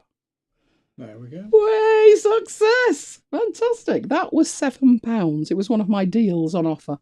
So yeah, that was brilliant. So it doesn't need a driver. It was £7. I think the proper price is £8.99. It's not the prettiest thing I've ever seen. But how much was the Apple one? Oh, £69. It was ridiculous. It's metal. It's not plastic. It's a metal one.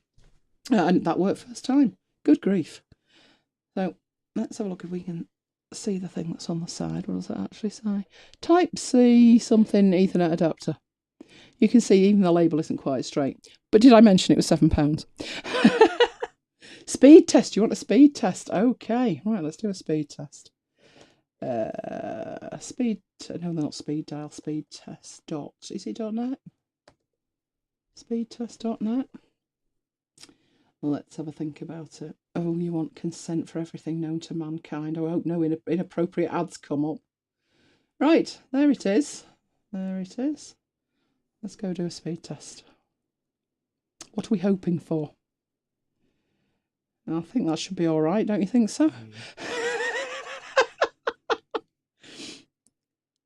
Graham's going to be choking on his teeth any time now, aren't you, Graham? I should tell you what we pay for. We pay for $3.50.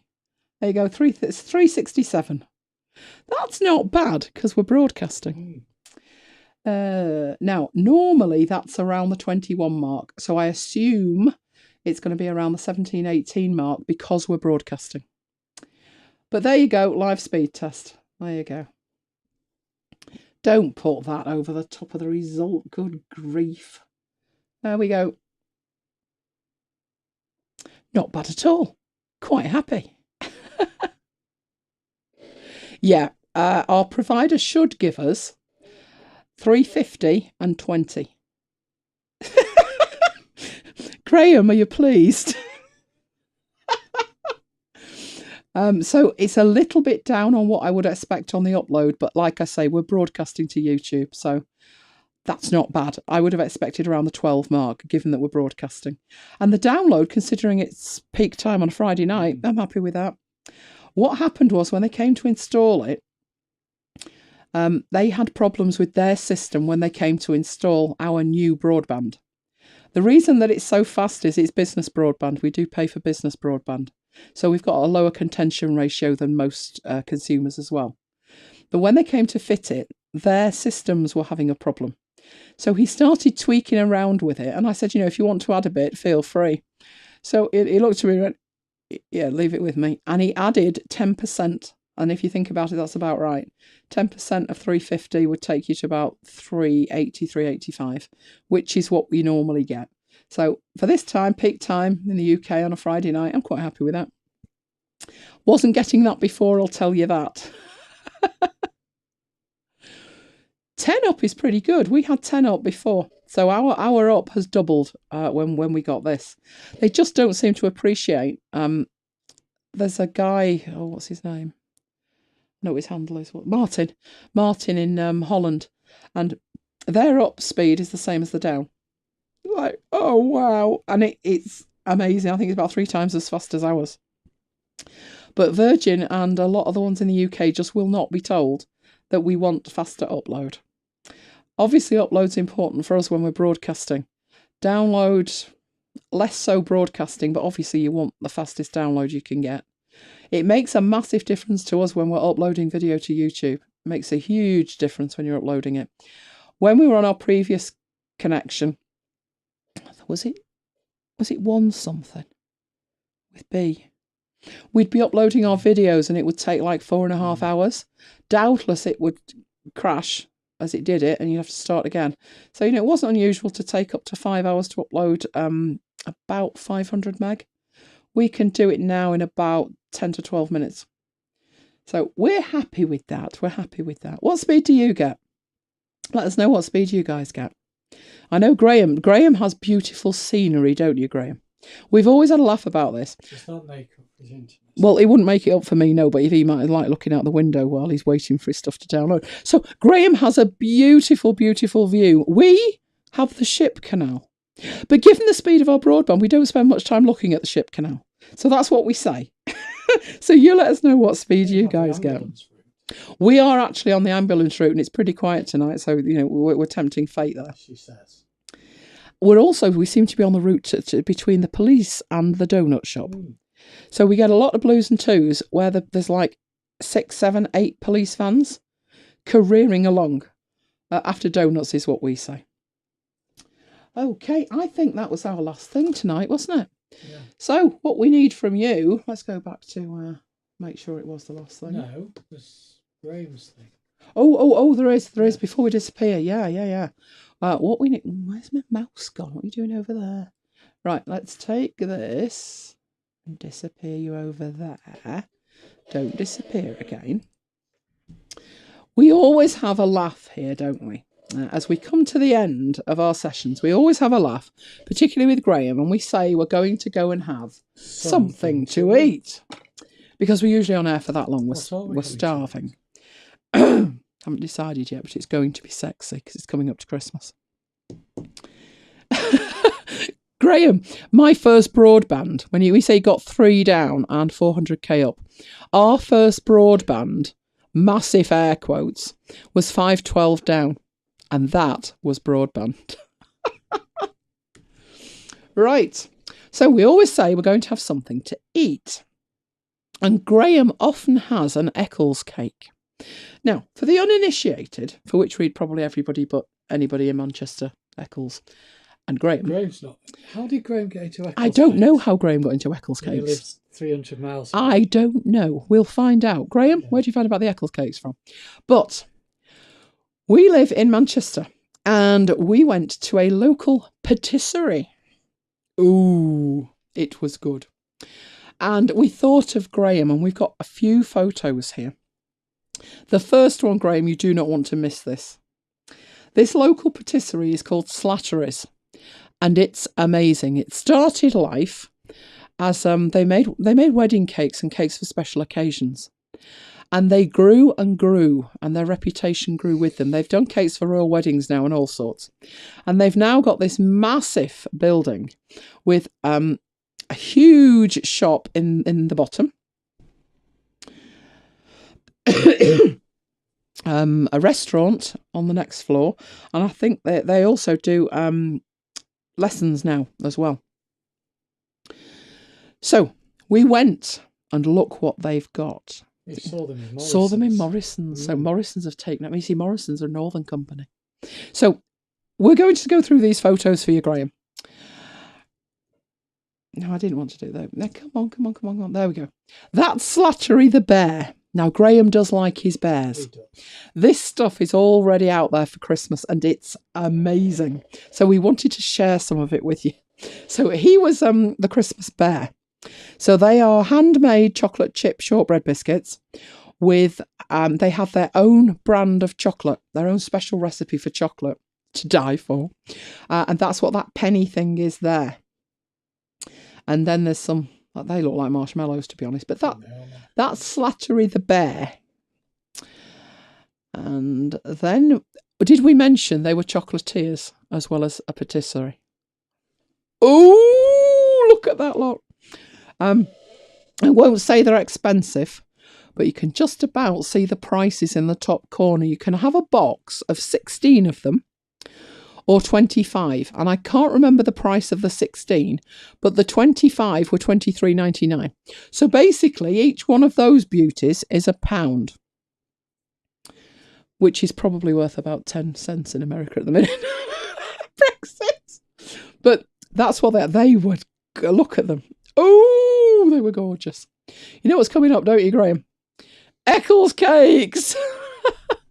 Good night, Daniel. Hope to see you again. More Affinity. Yet more Affinity. Okay, we'll do more Affinity. So that was it, Graham. And it looked like someone had been, because there was only 3 left. So we took a couple of pictures for you, Graham. And the place was just amazing. Can I hasten to add, we did not buy all of these. Not for lack of trying on Mike's part, I wouldn't say. I think left alone anybody would have done. They're all handmade and they're amazing. That was their Christmas pudding. Look at Graham, stop right now. Graham, you're going to have to come north for a visit. That's their idea of a Christmas pudding. That was a cupcake. It's sort of death by chocolate, really, isn't it? Yeah. You want to see the price on that? That's £25. Now, I couldn't leave him out. He's called Colin the Christmas Tree. But that wasn't my first thought when I saw him, even though he was green.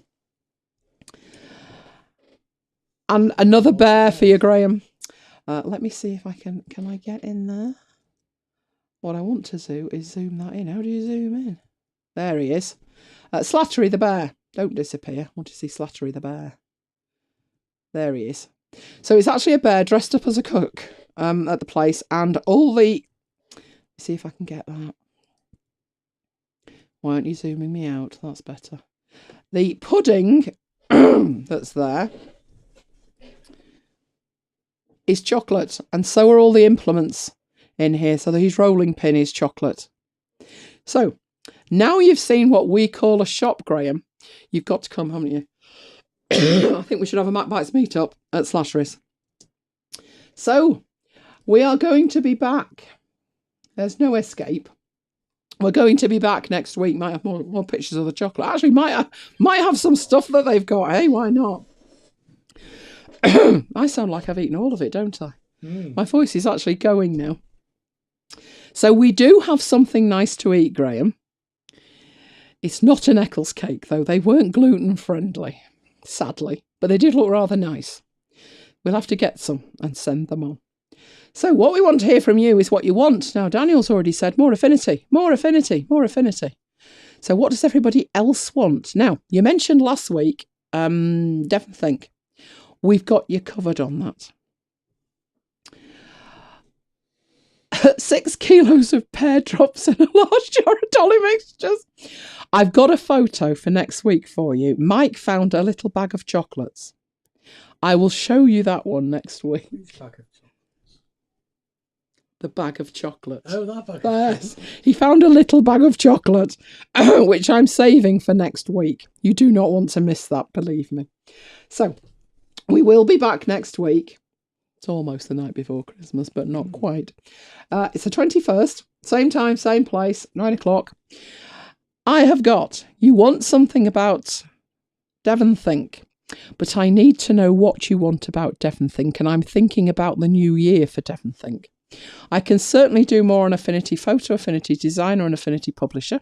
Let me know what. Today's was pretty straightforward because that's what everybody asks me. How on earth does this export persona work? And now you know how the export persona works. So let me know. Thank you, Charles. That's fantastic. Thank you very much for being with us. We rock. Greetings from Germany. We rock. You rock. You rock too. We rock. Yeah. So we want to know what kind of demos you want.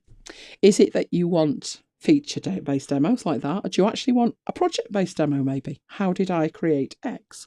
Let us know. Otherwise you get what we think and we're never quite sure if what we think is actually what you want. So let us know. Let us know now in the chat. Let us know via the contact form on the website, or you can tweet me, or you can tweet MacBites. Have been known to venture into Facebook every now and then, but I'll admit, not the best with Facebook. Do try, just can't manage it. Don't know what it is with Facebook. Well, I do know what it is with Facebook. I log in and I see something. I think I'll just comment on that. I'll just click there first, and then I go back, and whatever I wanted to comment on is completely gone. And then I get frustrated with Facebook. That's what happens with me with Facebook, I'm afraid. But Twitter, I should be there, and contact form. So get in touch with what you want, both in terms of products and demonstrations. Let us know. We need to know. We absolutely need to know. But for now, because I've got Christmas cards to write, we were going to show you the Christmas tree. We didn't think it was appropriate because it's still in the box. But honestly, this time next week, it will either be back in the loft or it will be up. And I'm not sure which is more likely. And hopefully I've still got a voice and I'll be able to carry on. Hopefully my voice will be back. It'll be back by then, won't it, Mike? It will. I'm blaming you for giving me this. Me? I know. You haven't had it yet, have you? No. I'll share it with you. I'm kind of like that. But I'm hoping my voice will be back to full throttle next week. So, as I say, let us know. Absolutely let us know. But until then, we are going to head off and find something to eat. Yeah, you've got to think of something, Graham. So for now, it's good night from me. It's good night from me. And we will both see you next time.